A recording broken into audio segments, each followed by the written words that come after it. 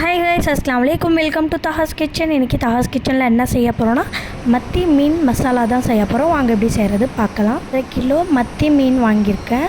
அதுக்கப்புறமா மஞ்சள் தூள், மிளகாய் தூள், உப்பு, கரம் மசாலா, சில்லி ஃப்ளிக்ஸு, மிளகுத்தூள் போட்டு ஆயிலில் நான் போட்டிருக்கேன்.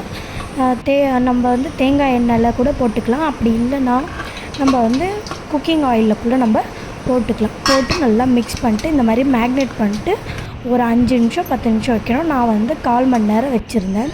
ஸோ 1/4 மணி நேரத்துக்கு அப்புறமா நான் ஓப்பன் பண்ணி பார்க்கும்போது நல்லா ஊறி இருந்தது. இப்போ மசாலா தொக்கு செய்கிறதுக்காக புளி ஊற வச்சுருக்கேன். திரும்ப மஞ்சள் தூள், மிளகாய் தூள், உப்பு, கரம் மசாலா தொக்குக்காக எடுத்து வச்சுருக்கேன். வெங்காயம், கொத்தமல்லி, 3 வெங்காயம், 4 தக்காளி நான் அரைச்சி வச்சுருக்கேன். வெங்காயம் கட் பண்ணி வச்சுருக்கேன். அதுக்கப்புறமா தாளிப்புக்கு கடுகு, வெந்தயம். ஸோ இவ்வளோ தான். ரொம்ப சிம்பிளாக இருக்கும், ஆனால் டேஸ்ட்டு சூப்பராக இருக்கும். பூண்டு கூட நான் உரித்து வச்சுருக்கேன். அப்போ சொல்லும் போது நான் மறந்துட்டேன், சாரி. இந்த மண் சட்டி நான் ஒரு வாட்டி வாங்கியிருந்தேன். எனக்கு என்னோடய மாமியார் தான் வாங்கி கொடுத்தாங்க. நான் எங்கேயோ டூர் போகும்போது நல்லா இருந்தது அப்படின்னு சொல்லிட்டு நான் வாங்கியிருந்தேன். ஸோ எண்ணெய் போட்டு இது நல்லா வதக்கிட்டு கொஞ்சம் எடுக்கணும்.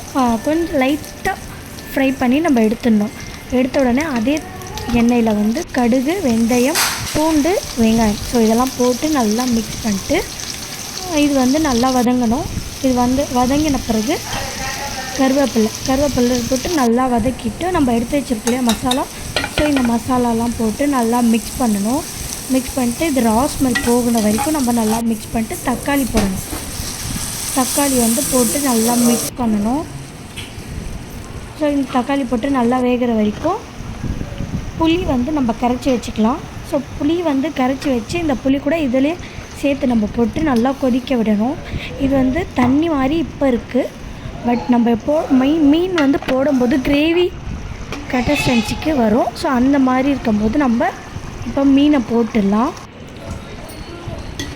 இப்போ நம்ம நல்லா கிளறி விடக்கூடாது, சும்மா மேலோட்டமாக கிளறி விட்டாக்காவே போதும், இல்லைனா மீன் உடஞ்சிடும்.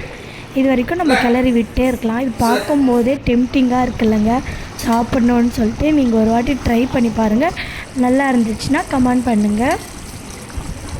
இப்போ மேலே கொத்தமல்லியை தூவிடலாம். கொத்தமல்லியை தூவிட்டு கேஸ் ஆஃப் பண்ணிடலாம்.